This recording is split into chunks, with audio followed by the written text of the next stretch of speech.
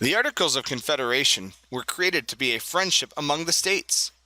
The newly independent states wanted to create a weak federal government to prevent the abuses of power that they experienced under British control. States maintained most of the control under the Articles of Confederation.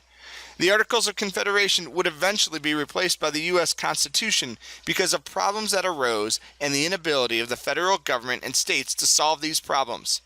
A constitutional convention was called to address the problems under the Articles of Confederation. The Articles of Confederation created a weak central or federal government. The states wanted to retain most of the power to limit the possibility of the federal government becoming tyrannical like Great Britain. The Articles of Confederation established only one branch of government. This legislative branch had the power to pass laws. Each state had the same amount of votes, so it was difficult to pass legislation. Enforcement was also difficult. There was no executive branch to carry out the laws.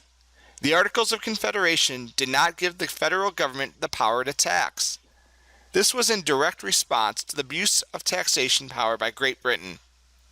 This made the federal government reliant upon the states to voluntarily give money to support the federal government. These problems led to the need for changes to the Articles of Confederation and the need for a constitutional convention. Economic problems were a major issue for the federal government under the Articles of Confederation. The federal government could not tax the states, and that led to problems raising money. They had to ask the states for money to run the government. This made maintaining a military and paying for other government functions difficult. Another economic problem revolved around trade. First, each state issued its own currency. This slowed down and made trade between the states difficult and slow. The federal government also could not regulate trade between the states. States would tax goods from other states, raising the price of the good to protect sellers within their state. This harmed the overall economy of the United States because goods were more expensive and it slowed down trade. These were problems that needed to be corrected and were raised at the Constitutional Convention. The unicameral legislature under the Articles of Confederation was known as the Congress of the Confederation. Having a one-house legislature made passing laws difficult. Each state had one vote in this Congress. 9 states needed to agree to pass a law. This gave an enormous amount of power to the individual states because it only took 5 states to block legislation. This was done to keep the federal government from becoming too powerful.